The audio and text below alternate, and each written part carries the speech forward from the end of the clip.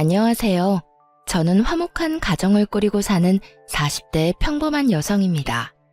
이렇게 평범하게 굴곡 없이 살아온 제가 글을 쓰게 된 이유는 얼마 전에 있었던 시댁과의 일 때문이에요. 혹시 여러분들은 살아가면서 무언가에 미치도록 열중한 적 있으신가요? 저는 결혼 전에는 향수를 그렇게 많이 모았었어요. 비싸고 싼 거 가리지 않고 그 향수를 쓰지도 않을 거면서 병을 모으기도 했죠. 그것도 결혼을 하면서 다 내려놓게 됐지만요. 애가 생기고서는 애 후각에 영향이 미칠까봐 쓰지도 않게 되더라고요. 게다가 괜히 사치를 부리는 것 같아서 그만두게 된 것도 있죠. 무언가에 미치도록 열중하는 것이 나쁘지만은 않다는 걸 다들 아실 거예요. 어느 정도의 선만 지킨다면 말이죠. 하지만 저희 시모는 선을 지키지 않는 사람이었어요. 시모는 좋게 말하면 열정적인 사람이었고 나쁘게 말하면 정도를 모르는 사람이었어요. 제가 시모를 처음 만난 건 상견례 때였어요. 자기야, 그 여자랑 길게 말 섞지 마. 내가 다 알아서 할게. 그리고 장인어른 장모님한테도 그 여자가 무례하게 해도 이해해달라고 좀 전해드려. 솔직하게 말해서 이렇게 연락이 될지 몰랐거든. 10년 넘게 연락도 없다가 갑자기 연락이 와서는. 자기 어머니를 그 여자라고 부르는 남편의 모습에서 시모의 모습이 저절로 그려지더군요. 저는 조심스럽게 남편에게 물어봤어요. 저기 한 가지만 물어봐도 돼? 어머니 살아계시는데 어떻게 10년 넘게 연락을 못했어? 다른 남자랑 살겠다고 아버지 장례식 끝나고 일주일도 안 돼서 아버지 유산 들고 날랐거든. 나한테 남겨준 게 그 허름한 집 하나뿐이었어. 진짜 웃긴 건 뭔지 알아? 우리 아버지 그 여자랑 이혼하려고 소송 준비 중이었는데 그 사이에 돌아가시는 바람에 유산이 그 여자에게도 넘어갔다는 거지. 아버지 통장에 있는 돈 다 들고 홀라당 집 나가버리는 바람에 나 혼자 남아서 아버지 돌아가신 거 정리하고 대학 등록금 마련하느라 정말 개고생한 거 생각하면 그러니까 그 여자가 혹시라도 너한테 무슨 수작이라도 걸면 무조건 나한테 돌려. 나한테 꼭 물어보고 꼭 허락받아야 한다고. 알았지? 남편은 시모를 어머니라고도 부르지 않더군요. 그저 그 여자라고만 불렀어요. 남편 말을 들으니 남편이 고생한 모습이 그려지더군요. 그만큼 남편은 굉장히 신경이 곤두서 있는 모습이었어요. 생전 처음 보는 모습이었죠. 남편과 저는 한 번도 싸운 적도 없었고 항상 화기애애했기에 남편이 저렇게 화내는 모습도 그날 처음 봤었어요. 그래서 얼떨떨한 표정으로 응 하고 대답할 수밖에 없었죠. 처음 만나는 시모는 평범한 사람은 절대 아니었어요. 저희 부모님의 눈에도 경악의 빛이 떠오를 만큼요. 새빨간 립스틱에 짙은 화장, 짧은 치마와 비치는 블라우스까지. 당시 60대의 시모가 상견례를 위해 온 모습은 정말 충격 그 자체였어요. 시모의 모습을 바라보던 남편이 손바닥으로 두 눈을 아예 가려버리는 걸 보니 남편도 이 정도까지라는 건 몰랐던 것 같더군요. 상견례 분위기는 정말로 어색하고 냉랭했고 그 가운데는 남편과 시모가 있었죠. 남편은 시종일관 시모에게 무뚝뚝하고 사무적인 태도로 대했어요. 그리고 저희 부모님을 먼저 보낸 뒤 세 사람이 남아있자 남편이 드디어 본론을 이야기하더군요. 갑자기 왜 제 결혼식에 간섭이세요? 여태껏 연락 없다가 갑자기 제가 결혼한다니까 이제 와서 부모 행세 해보겠다는 거예요? 넌 어쩜 그렇게 차가워? 결혼식이 얼마나 큰일인데 너 혼자 이렇게 일을 처리해? 이런 일은 다 경험 많은 어른들이 같이 해야 해. 그리고 네 아버지가 돌아가신 거지 네 엄마인 나는 멀쩡하잖니? 멀쩡한 엄마를 두고 왜 혼주석에 다른 사람을 앉히려는 거냐? 그건 가족일 때나 해당되는 말이죠. 당신이랑 제가 가족인가요? 아버지 돌아가시고 다른 남자랑 살겠다고 떠나신 건 당신이잖아요. 그리고 저 대학 때 도움 준 사람도 당신이 아니라 큰아버지셨어요. 그거 가지고 아직도 꽁에 있었니? 너도 성인이었고 아버지도 죽었는데 내가 다른 남자 찾아가는 게 뭐가 그렇게 문제야? 대학교 1학년도 성인이긴 하죠. 어머니가 아버지 돈 다 들고 날라서 야간에 일하면서 대학 졸업했어요. 그리고 큰아버지가 제게 대학 등록금 지원 안 해줬으면 그 졸업도 못할 뻔했고요. 그건 나한테 남겨진 정당한 몫이었어. 그래서 내가 너한테는 집 남겨줬잖니. 그 낡고 허름한 집이요? 그걸로 뭘 할 수 있는데요. 당장 돈이 없었는데. 아, 됐어요. 혼주석 앉고 싶으면 앉으세요. 대신 아버지 자리에는 큰아버지 모실 거예요. 남편은 그렇게 통보하듯 시모에게 말하고 저를 데리고 밖으로 나왔어요. 그 자리에 있던 저는 한마디도 못했고 솔직히 앞으로 결혼식에 한 번 보면 안 볼 사람이겠구나 싶었죠. 그런데 상견례가 끝나고 결혼식을 하루 앞둔 날 모르는 번호로 연락이 왔더라고요. 결혼식 준비로 여기저기 전화번호를 뿌려놓은 상태라 샵 중에 어디인가 싶어서 전화를 받았는데 전화의 주인은 시모였어요. 할 말이 있으니 잠시 나오라는 말이었죠. 바로 회사 앞이었어요. 남편과 저는 같은 직장에 다니고 있었기에 그날 남편이 야근을 한다는 걸 알고 있었어요. 그래서 어쩔 수 없이 저 혼자 만나러 갔어요. 설마 예비 며느리한테 무슨 짓을 하지는 않을 것 같았거든요. 그러나 시모는 그런 제 기대를 산산조각 냈어요. 아가씨, 결혼을 하면 오고 가는 게 있어야 하는 거 아닐까? 내가 우리 아들이랑 연락을 오래 하고 있지 않았다 해도 내 권리가 사라진 건 아니잖아. 아가씨는 그렇게 생각 안 해? 난 못해도 1,000만 원 정도는 받아야 된다고 생각하는데. 처음부터 아주 세게 밀고 들어오더라고요. 그것도 반말로 말이죠. 저는 가게에 들어올 때 이미 남편에게 문자를 보내놓은 상태였어요. 죄송하지만 그건 제 마음대로 할 수 있는 부분이 아니라서요. 이미 남편이랑 저희 가족은 예단 예물 없이 하기로 했고요. 아니 아가씨, 말 웃기게 하네. 아가씨네 가족하고 이야기만 다 되면 끝이야. 나도 곧 가족 될 사람이야. 당연히 나한테도 물어봐야 할 일이지. 그걸 자기들끼리 이야기해놓고 끝이라고 하는 게 웃기지. 그래서 돈 안 주겠다는 이야기야?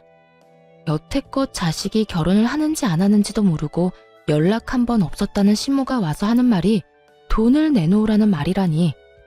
남편이 왜 그렇게 시모에게 학을 뗐는지 그때서야 감이 왔어요. 왜 대답이 없어? 아가씨 생각은 어때? 1,000만 원 정도면 서로 부담 없잖아. 안 그래? 결국 제가 시모에게 한마디 했어요. 제 선에서 드릴 수 있는 말씀은 없는 것 같네요. 그리고 이런 말씀 드리기 좀 죄송하지만 그런 이야기는 아드님하고 먼저 하시는 게 좋을 것 같네요. 제가 왜 여기 와 있어야 하는지도 모르겠고요. 아들이랑은 이미 이야기가 다 됐으니까 하는 말이지.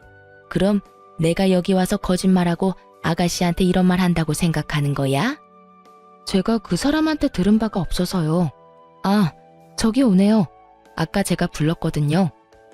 헐레벌떡 뛰어들어오는 남편을 보고 제가 아는 척하자 그제야 시모의 얼굴에 난감한 빛이 떠오르더군요. 자기야, 어머님이 결혼하기 전에 예단으로 1,000만 원만 달라고 하셔서 당신이랑 이야기 다 된 거라고 하던데 맞는 말이야? 제 말에 남편이 손바닥으로 얼굴을 문지르더니 시모를 획 돌아보며 소리를 꽥 질렀어요. 이게 무슨 짓이에요? 자식 결혼식 망치려고 작정하셨어요? 예단은 무슨 예단? 내가 네 엄만데 내 새끼 결혼에 그런 것도 요구 못해? 내가 잠깐 너 떠나 있었다고 네 엄마가 아닌 게 아니야. 난 당연히 예단비 요구할 자격이 있어. 자격은 무슨? 내일 결혼식 오지 마세요.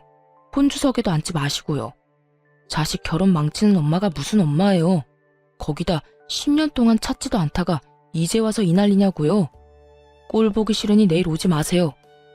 남편이 그렇게 화를 내고 저를 데리고 밖으로 나왔어요. 씩씩거리는 남편이 화를 주체하지 못하더라고요. 그런 남편을 달래줬어요. 차라리 잘 됐어. 안 보는 게 차라리 나아. 어차피 부를 생각도 없었으니까. 아, 진짜 미치겠네. 내일 오지는 않겠지? 저는 섣불리 대답을 못하겠더라고요. 시모가 돈 요구하는 걸 보니 솔직히 돈 때문에 시까지 참석하려는 걸로 보였죠. 혹시 모르니까 내일 자기 축의금 맡을 사람은 신중하게 고르고 어머님이 달라고 해도 절대 주지 말라고 이야기 잘 해놔. 어차피 아버님 손님들만 불렀잖아. 남편도 그렇게 생각했는지 부랴부랴 연락을 하더군요. 그렇게 저희의 아슬아슬한 결혼식이 시작됐어요. 신랑 측 혼주석에는 남편의 큰아버지 내외가 앉게 됐어요. 저와 남편은 웃고 있지만 눈으로는 내내 시모가 있지는 않을까 두리번거리고 있었어요. 결혼식이 끝나고 패백을 하러 올라가야 하는데 남편 쪽 축의금을 맡았던 친척과 어떤 여자 사이에서 실랑이가 벌어지고 있었어요. 맞아요. 축의금을 노리고 찾아온 시모였죠. 게다가 그 곁에는 웬 중년 남성도 서 있었죠. 죄송한데 여기서 이러지 마시고 형님 있는 곳으로 직접 가서 말씀하세요. 이러셔도 제가 이걸 드릴 수가 없어요. 받아야 할 사람이 주지 말라고 했는데. 아니 걔가 내 자식인데 왜 못 받아? 내가 아들한테 직접 갖다 주겠다니까. 결국 시모가 축의금 가방에 눈독을 들인 모양이었어요. 저와 함께 패백실로 가려던 남편이 그 모습을 보고 화가 가득한 얼굴로 찾아갔죠. 지금 뭐 하시는 거예요? 아들, 내가 너 결혼식에 돈 한 푼 안 받고 어떻게 가? 너하고 요 몇 년간 연락 없이 지냈대도 내가 네 어미잖아. 맞는 말이야. 자네 엄마가 얼마나 힘들게 산 줄 아는가? 게다가 여자 혼자 애 키우려면 얼마나 힘이 드는데 젊은 총각이 그러면 안 되지. 고생한 어머니 생각해서라도 축의금은 어머니한테 드려야 맞는 거고. 결혼식이 본인 결혼식이 아니야. 다 부모가 뿌린 대로 돌아오는 게 결혼식이지. 뜬금없이 시모 곁에 서 있던 중년 남성이 그런 말을 하더군요. 시모와 연배가 비슷해 보였는데 마치 자기 일처럼 시모를 두둔하고 나서더군요. 저희 집안 사정 모르시면 가만히 계세요. 당신이 뭔데 다 아는 것처럼 떠들어? 예, 너 무슨 말버릇이? 네 새아빠 될 사람이야. 말 똑바로 하거라. 그렇지 않아도 오늘 혼주석에 네 새아빠 될 사람 앉히려고 했는데 왜 저 사람들 불렀어? 너한테 가족은 나야 나. 새아빠는 무슨? 아들 결혼식에 와서 축의금 가지고 난리치는 게 가족이에요? 제가 연락할 때는 피해 다니더니 갑자기 연락한 게 다 이것 때문이었어요. 어머니 몫은 없어요. 여기 예식장에 어머니 가족분들이 있기나 하냐고요. 다 아버지 쪽 손님들이지. 돈 한 푼도 못 주니까 당장 나가요. 화를 내는 남편 말에 시모가 움찔하더니 자신이 데려온 남자의 눈치를 빤히 보더군요. 남자는 이내 얼굴이 일그러지더니 시모에게 소리쳤어요. 여기 오면 돈이 있다며? 그런데 이게 뭐여? 완전 빈털털이잖아. 와, 속았네 속았어. 야, 넌 나한테 아들놈 결혼식에서 돈 생길 거라고 했지? 그런데 이게 뭐야? 자기야, 그렇게 생각하지 말고 아들이 나한테도 분명히 좀 챙겨줄 거야. 그러니까. 당신은 눈 알아 없어? 당신 자식이라는 인간이 눈 부라리는 거 안 보이냐고? 저런 인간이 퍽이나 너한테 돈 주겠다. 됐어. 난 거짓말하는 여자랑은 못 만나. 돈 좀 가지고 있는 줄 알았더니 돈도 없고 당신 같은 여자 뭘 보고 만나? 그 남자는 소매를 붙잡고 늘어지는 시모를 뿌리치고는 밖으로 나가버리더군요. 결국은 또 남자네요. 참 대단하세요. 그렇게 남자가 좋으세요? 자식 결혼식 망치는 건 생각도 못할 만큼. 이게 다 너 때문이야. 어떻게 네가 나한테 이럴 수가 있어? 자식 낳아봐야 다 소용없다고. 너야말로 네 아비를 똑 닮았어. 정없고 차가운 네 애비를. 이번에야말로 괜찮은 남자를 잡을 수 있었는데. 남자한테 미쳐서 집 나가는 엄마보다는 낫겠죠. 봐요. 저 남자도 돈 없다니 버리고 가잖아요. 제발 정신 좀 차리세요. 언제까지 이렇게 사실 건데요? 시모는 남편 말에 입을 꾹 닫아버리더군요. 본인에게 불리하니 아무 말도 하지 않더라고요. 남편이 그런 시무를 보더니 한숨을 푹 쉬고 말했어요. 2번 다시 저한테 연락하지 마세요. 연락 차단할 거고 이제 모르는 번호도 일절 안 받을 거예요. 남자에 미쳐서 사는 사람 엄마라고 하기도 부끄러우니까 그냥 없는 사람 칠 테니까 어머니도 아들 없다고 생각하고 자기 인생 즐기면서 잘 사세요. 저한테 피해주지 마시고요. 결국 시무는 그런 남편을 흘겨보고는 밖으로 나갔어요. 정말 식장이 아니라 패백실 올라가는 중간이어서 사람들이 거의 없어서 다행이었지. 만약 예식장 안에서 이런 일이 벌어졌다면 난리도 아니었을 거예요. 사실 그 뒤로 시모가 저희 앞에 나타날까봐 걱정했는데 몇 년간은 조용하더군요. 저희를 다시 찾을 일은 없을 거라고 생각하니 마음이 좀 편해지더라고요. 그렇게 저희는 결혼 후 10년 동안 아들 하나 딸 하나 낳아서 잘 키우며 별 다툼 없이 잘 지내고 있었어요. 남편도 저도 성실하고 가족만 생각하는 사람이었고 그 덕분에 부부 금술도 좋았어요. 결혼 당시 남편이 시부로부터 물려받은 허름한 집이 있던 곳에는 지난 10년간 개발이 되고 땅값이 크게 올라서 좋은 일도 생겼어요. 친정아버지가 하시던 인테리어 회사를 친정오빠가 물려받았는데 오빠가 그 집을 리모델링을 해줬거든요. 그래서 그 집 세를 주고 월세를 받으며 안정적인 수입으로 잘 쓰고 있었어요. 그런데 10년 만에 시모가 저희를 찾아왔더군요. 그것도 5월 8일 어버이날 저녁에요. 애들 데리고 친정에 가서 식사를 하고 적당히 놀다가 집에 왔는데 저희 집 현관문 앞에 서 있는 시모와 마주하게 됐어요. 솔직히 처음 봤을 때 소름이 끼쳤어요. 저희 집 주소를 알려준 것도 아닌데 정확하게 거기 서 있었으니까요. 알고 보니 동사무소에서 주소를 알아봤다고 하더군요. 날짜가 날짜인 만큼 그냥 돌려보낼 수도 없으니 집 안으로 들어오시라 했어요. 왜 찾아오셨는데요? 남편의 말은 퉁명스러웠어요. 시모와의 사이가 좋지 않으니 말이 곱게 나오지 않는 것 같더라고요. 아들아, 나도 이제 나이가 70이야.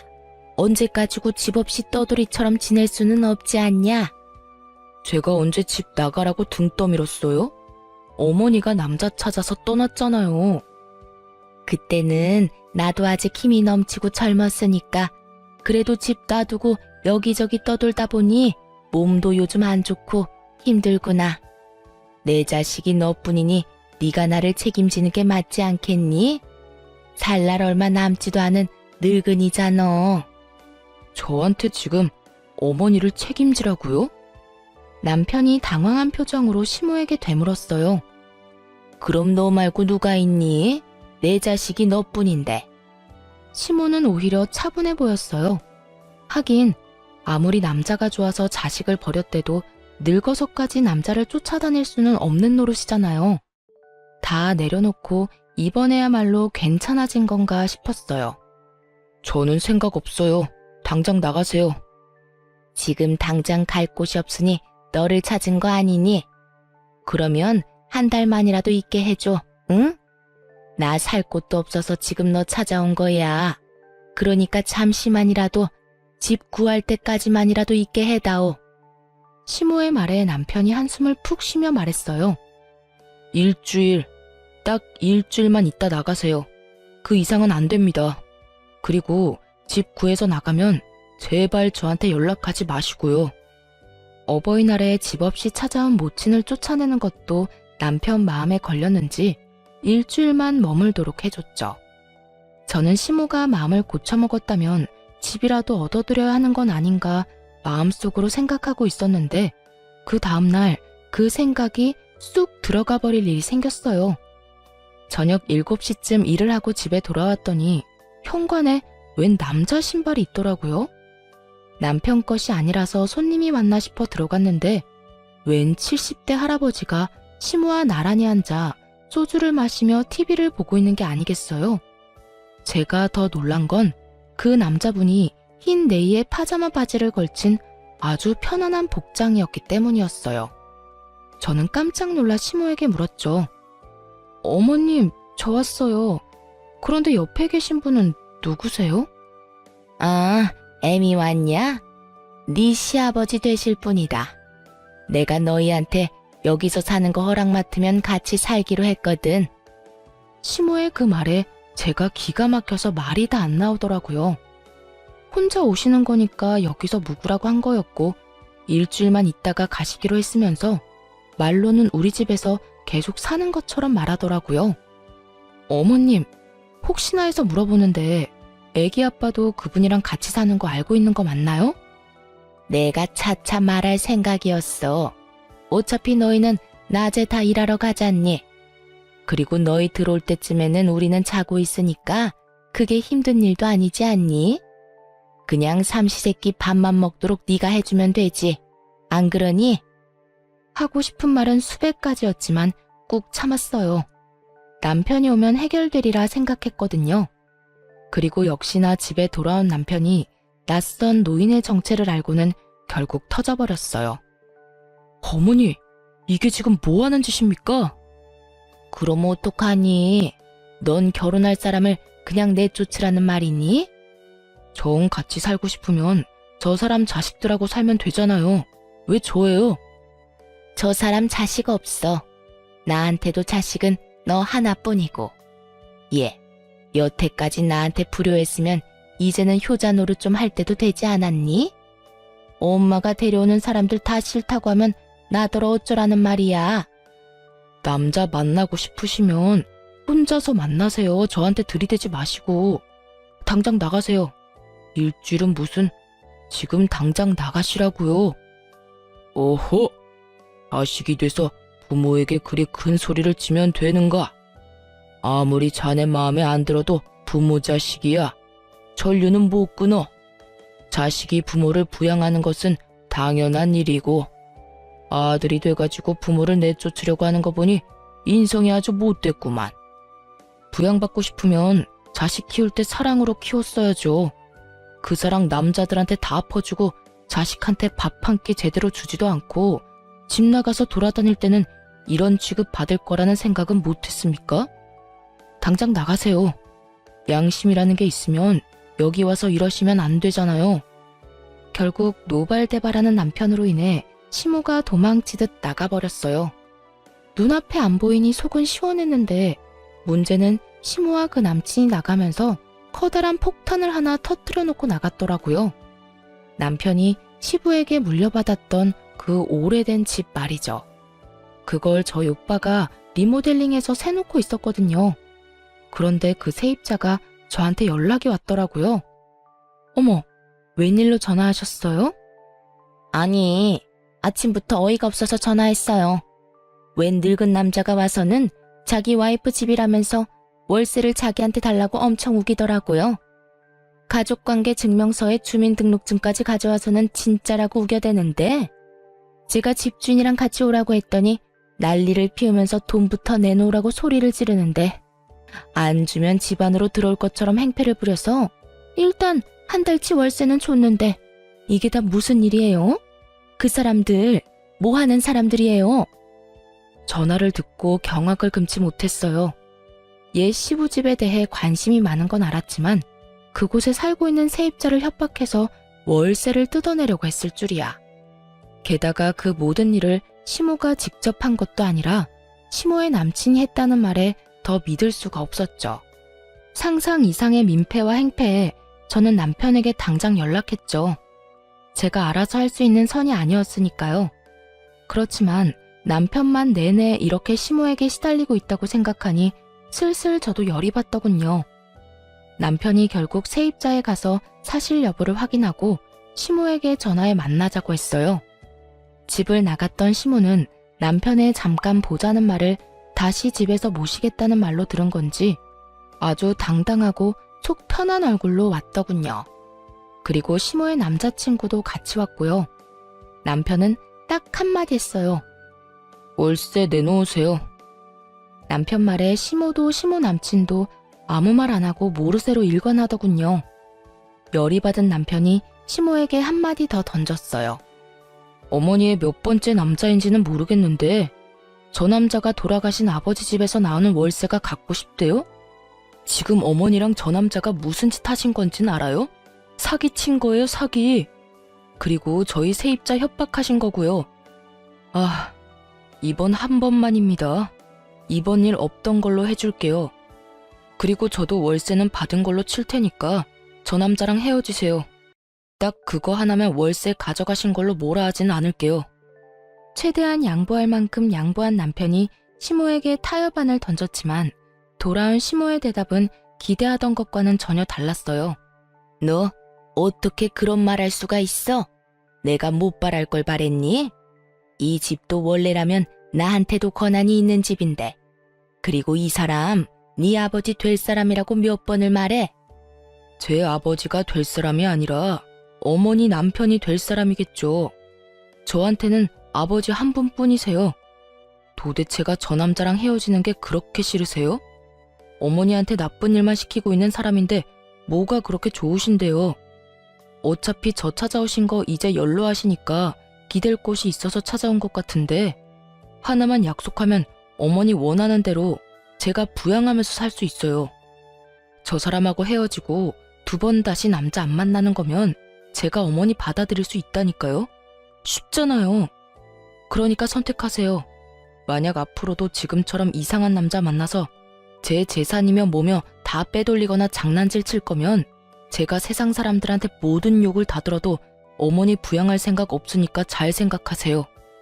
사실 시모가 찾아왔을 때 남편이 저와 상의했었거든요. 어머니 저대로 놔두면 분명히 나중에 더 큰 문제 일으킬 거라고. 그럴 바에는 그냥 자기 눈에 띄는 곳에 두는 게 낫지 않을까 하고 말이죠.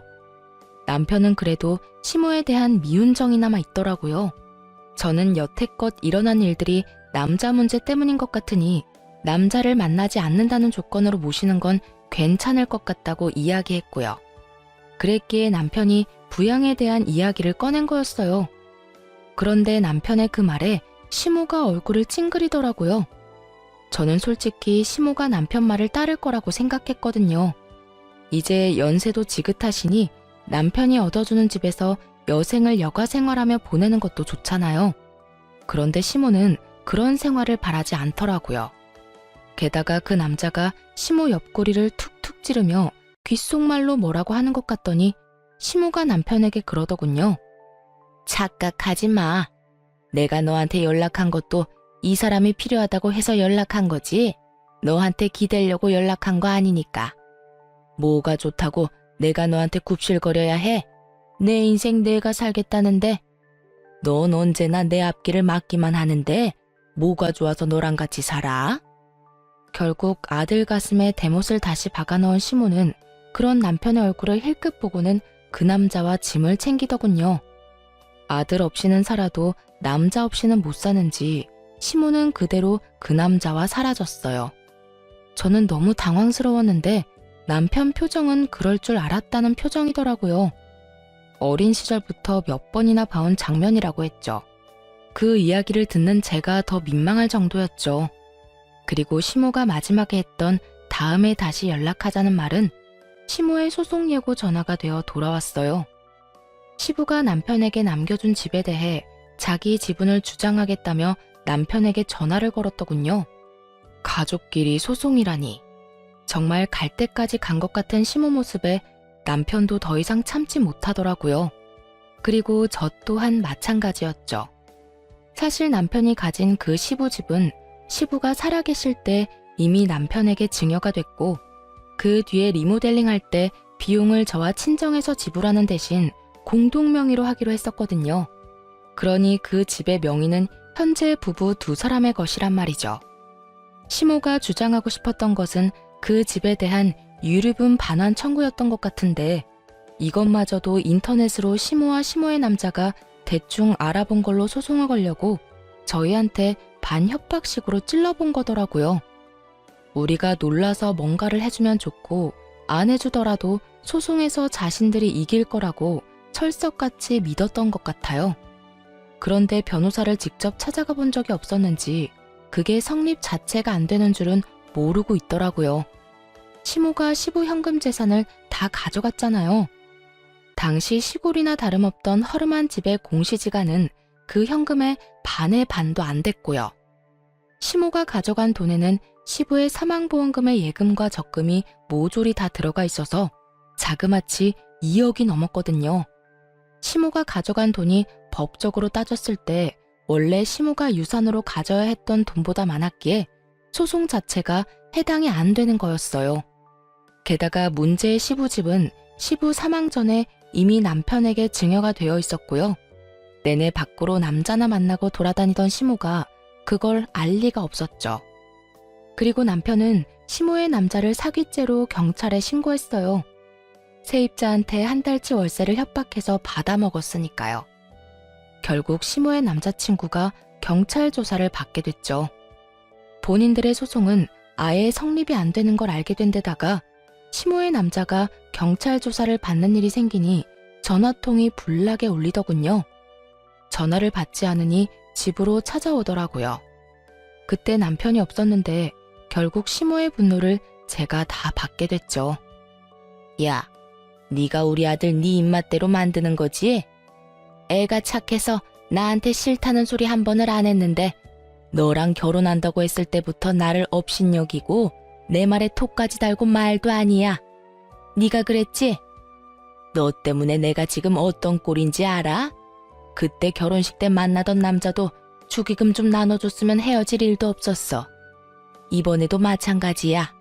네가 뭔데 우리 남편 집에 공동명의로 되어 있어? 우리 아들 꼬드겨서 해달라고 한 거지, 이 나쁜 거사. 왜 저한테 화를 내세요? 그렇게 말하면 어머님이 만나던 남자들이 이상한 거죠. 그리고 공동명의도 왜 그렇게 했는지 모르시나 본데 그 집 리모델링 돈 안 받고 해준 게 저희 집이에요.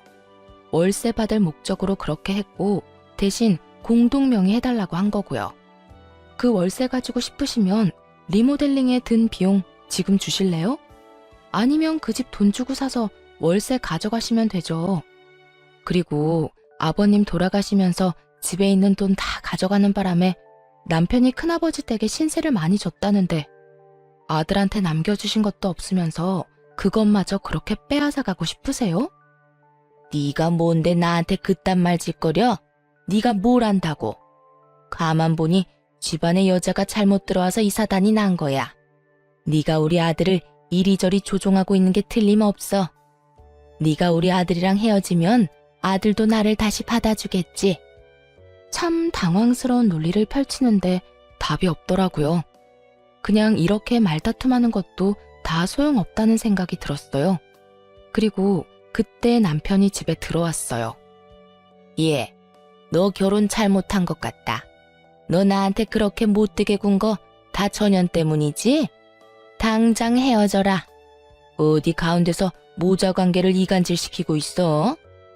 남편은 시모 말에 더 이상 참을 생각 없는지 정색하며 말하더군요. 어머니가 무슨 권리로 제 결혼에 그런 말 하세요? 어머니가 만나는 그 망나니 같은 남자들부터 어떻게 좀 하세요. 너 설마 지금 내 탓하니? 그리고 그 사람이 뭘 그렇게 잘못했는데? 너랑 내가 가족인데 당연히 월세 대신 받아줄 수도 있지. 너는 나보다 그깟 월세가 더 중요하니? 그 사람이 네 아버지 될 사람이라고 이야기했는데도 꼭 그렇게 신고를 해야겠어? 그 말에 남편도 저도 어이가 없어서 순간 말문이 턱 막히더라고요. 월세가 중요했으면 다시 받아주겠다는 말조차 할 필요가 없죠. 그 생각을 전혀 못하더군요. 새삼스레 저 여자가 제가 생각했던 상식의 범주를 넘어섰다는 걸 깨닫게 됐어요. 남편이 그렇게 학을 떼고 싫어하는 이유를 정확하게 알게 됐죠. 자식을 앞에 두고 새로운 남자만 뒤쫓는 시모 모습을 보니 저 사람에게 모성이라는 게 있긴 한가 싶을 정도였어요. 남편이 한 발짝 양보해 주려고 했지만 그 양보마저 발로 차버리고는 만난 지 얼마 되지도 않는 그 사기꾼 같은 남자를 열심히 두둔하고 있는 시모의 모습을 보며 저도 고개를 절레절레 저었어요. 내가 너희 두 사람 때문에 지금 어떤 꼴인지 알기나 해? 그 사람 이번에야말로 나 죽기 전까지 만날 사람이라고 생각했는데 너 때문에 헤어지게 생겼어. 어떻게 책임질 거야? 네가 내 인생 다 망쳐놨잖아. 어머니 인생 망친 건 어머니 자신입니다. 나쁜 짓을 하면 벌을 받는 게 당연하다는 것도 모르세요? 그리고 그런 인간이랑 죽을 때까지 살고 싶은 게 평생 소원이셨어요? 그럼 알겠어요. 그 사람 만나러 가세요. 저는 앞으로 어머니랑 만날 일 없을 겁니다. 어머니가 어린 시절 저랑 아버지 버리고 열심히 새 남자 만나러 간 거 기억하시죠? 여태껏 어머니 정신 차리길 기다렸는데 이제는 더 이상 그러고 싶은 마음 없어요. 앞으로는 무슨 일이 있어도 저 찾지 마세요. 특히 돈 때문에 찾아오지 마시고요. 저도 더 이상 어머니 찾거나 기다릴 일 없을 겁니다. 서로 그렇게 팔자대로 살아요. 저는 어머니 없는 팔자대로, 어머니는 남자 쫓는 팔자대로. 그럼 가세요. 안 나갑니다. 남편은 더 이상 화도 내지 않고 시모를 밖으로 내쫓았어요. 화를 내는 게 차라리 관심이 있는 표현이라고 생각될 정도로 남편 눈에는 감정 자체가 없어 보였어요. 이번에야말로 시모에 대한 정을 다 떼버린 모습이었죠. 하긴 명백히 그 사람이 잘못했는데도 아들보다 만나는 남자 편을 드는 시모를 보면 누구라도 정이 뚝 떨어질 수밖에 없을 거예요. 그런데 몇 주 뒤에 모르는 번호로 전화가 와서 받았더니 시모였어요. 시모가 급히 애처롭게 저한테 매달리더라고요. 아가, 내가 며칠 전에는 참 미안했다. 너한테 서운하게 한 건 나쁜 뜻이 있어서 그런 게 아니야. 그러니 네가 이해 좀 해다오. 무슨 일로 전화하셨어요? 다른 게 아니라 그 사람이랑은 벌써 헤어졌어. 그런데 헤어지고 나니 이제 갈 곳이 없어서 가진 돈도 그 사람한테 다 뺏기고 같이 살던 집도 그 사람이 집 보증금 챙겨서 도망가는 바람에 갈 곳조차 없어. 그러니까 네가 우리 아들 설득 좀 해다오. 나 좀 받아주라고. 그때 나한테 남자 안 만나면 받아준다고 했으니까 네가 잘 좀 이야기해줘봐. 아들이 나한테 실망한 거 충분히 이해해. 그러니 앞으로는 조용히 쥐 죽은 듯 살 테니 한 번만 나 좀 받아달라고 전해줘. 응? 내일이 부탁하마. 매섭게 난리치던 시모가 한순간에 안면몰수하고 이런 요구를 하는 것도 솔직히 받아들이기 어려울 만큼 화가 났죠. 받아주겠다고 했을 때 그냥 받아들였으면 모두에게 편안하고 다행스러울 일이었을 텐데 남자가 좋아서 결국 남자 따라간 사람이 이제와 후회한다고 해봐야 설득력이 떨어지기도 했고요. 분명히 조금이라도 먹고 살만하면 다른 남자를 쫓아갈 가능성도 충분해 보였거든요. 참 대단하시네요. 남자 쫓아서 가실 때는 언제고 또 본인 힘들 때 아들 찾는 거 보니까 제가 더 민망하네요. 아들이 안 받아줄 것 같아서 저한테 연락하신 것 같은데 전 제 남편 생각에 따를 뿐이에요. 얼마 전에도 남편과 이야기했지만 어머니를 받아들일 생각도 없고요. 너희 너무하는구나. 내가 불쌍하지도 않아? 늙어서 고생하는 시어머니 건사하는 게 그렇게나 힘든 일이냐고. 그러면 자식 상대로 소송할 때는 무슨 마음이셨는데요? 부모라는 이유로 받는 걸 당연하게 생각하지 마세요. 남편이 어머님한테 받은 게 상처밖에 없는데 이제 와서 어머니 모시고 살라고 하면 남편이 좋아할 거라고 생각한 거예요? 그러니까 저희 남편이 한 발 양보했을 때 그냥 저희하고 같이 있었으면 이런 일도 없었잖아요. 아들 가슴에 대못 박을 때는 이런 상황 생각도 못했나 보네요. 어찌됐든 저한테 연락하지 마세요. 저는 남편 하자는 대로 할 거예요.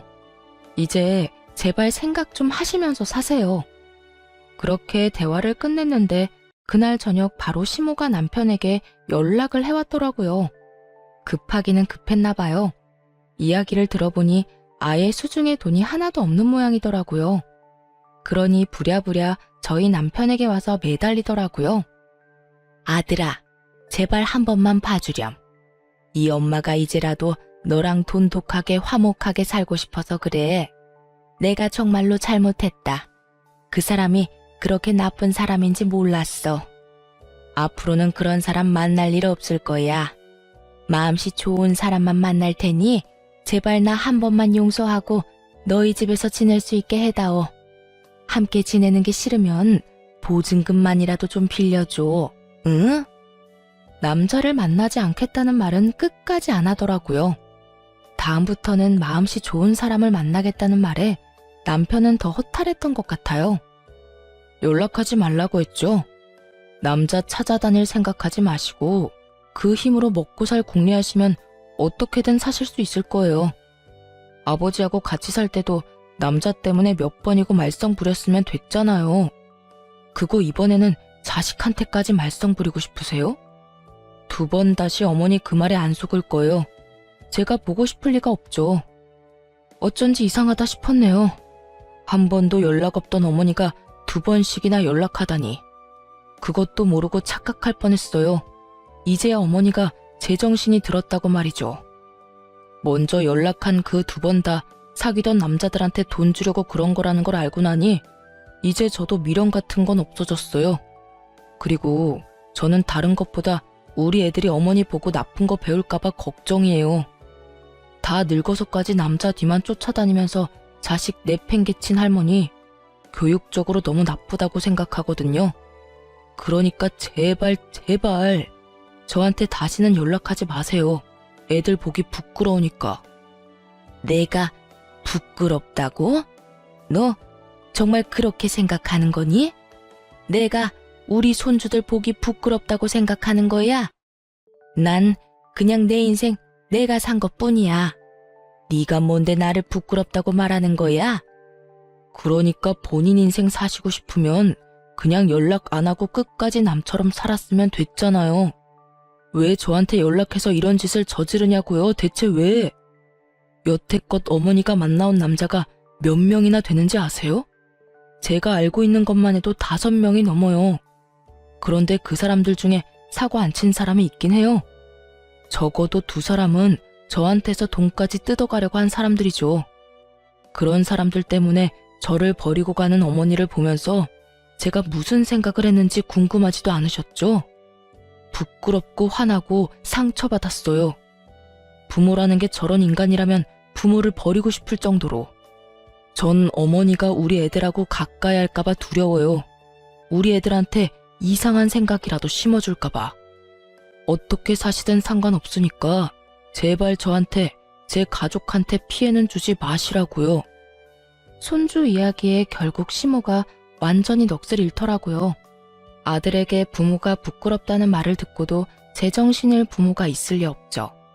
그렇지만 그 말이 정말로 시모에게는 큰 충격이었는지 시모는 대답도 못하고 전화를 끊지도 못하고 있더군요. 남편은 아무 말 없는 시모의 전화를 냉정하게 뚝 끊어버렸고요.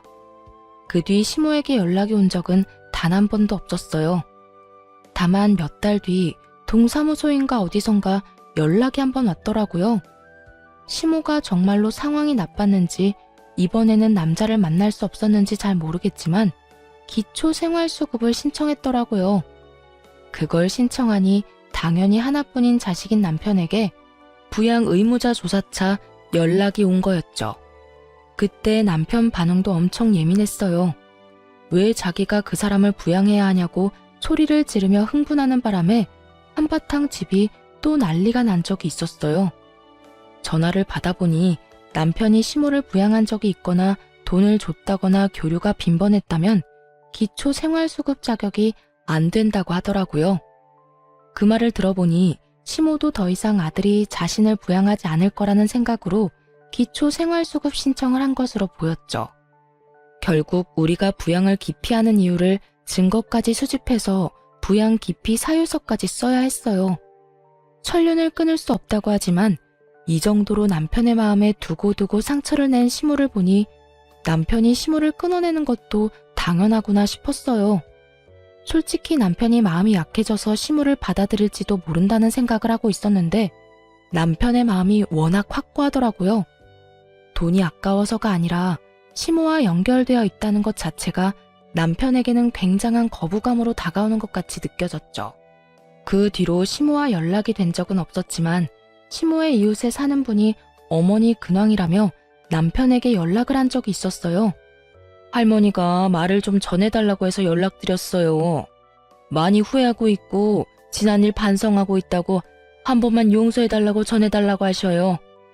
솔직히 아들하고 무슨 일이 있었는지는 모르겠지만 그래도 부모 자식 간이고 천류는 끊는 게 아니라는데 웬만하면 아들이 용서 좀 해줘요.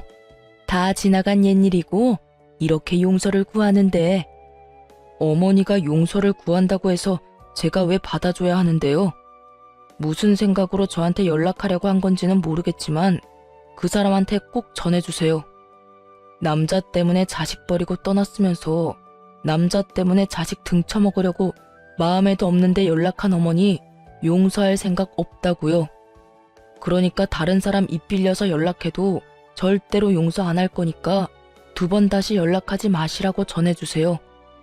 그렇게 말씀하시면 알 거고 앞으로 이런 연락은 안 받을 겁니다. 남편의 차갑기 그지없는 말투에 전화한 사람도 당황한 건지 말도 제대로 못하고 자기는 그냥 말만 전할 뿐이라며 전화를 급히 끊어버리더라고요. 이제와 용서를 빌면 받아주려고 생각했나 봐요. 자식 가슴속에 맺힌 상처가 얼마나 큰지도 모르고 섣불리 덮으려는 모습이 참 답답해 보였어요. 있는 자식 버리고 남자 찾아다니며 떠돌아다니다가 결국에는 혼자 되고서 자식에게 돌아온 시모를 보니 착잡하면서도 괘씸한 마음이 들었어요. 자식을 버리고 떠났으면 자식에게 다시 연락하지는 말았어야죠. 솔직히 말해서 시모가 자식보다 자신의 인생을 더 소중히 생각했다고 해서 그게 잘못됐다고는 생각하지 않아요. 그렇다고 자식을 버린 게 잘했다고 생각하지도 않고요. 사람들의 가치관과 생각은 모두 다르니까 어떤 선택이든 할 수 있다고 그렇게 생각하거든요. 그렇지만 그게 잘된 선택이든 잘못된 선택이든 본인이 스스로 책임은 져야 하지 않겠어요? 자식을 버릴 때 자식에게 돌아올 생각은 하지 말았어야죠. 미움받는 게 당연하다는 생각도 했었어야죠. 그런 생각도 없이 내가 부모니까 자식은 무조건 나를 받아줄 거라는 그 생각은 남편에게는 정말 민폐 그 자체인 생각인 거죠. 시모가 잘못한 건 아들을 버려놓고 다시 자기 편의로 아들을 찾아와서 이기적인 요구사항만 늘어놓은 거죠. 차라리 연락조차 없었다면 용서해줬을지도 모를 텐데 살면서 필요할 때는 자식 찾아 자기 필요한 거 다 챙기려고 했으면서 그게 왜 잘못한지도 모르는 시모가 남편 눈에는 더 나빠 보였을 거예요. 시모를 보면서 참 뿌린 대로 거둔다는 옛말이 틀린 게 하나도 없다는 걸 다시 한번 깨닫게 됐네요. 지금까지 긴 사연 들어주셔서 감사 인사드립니다.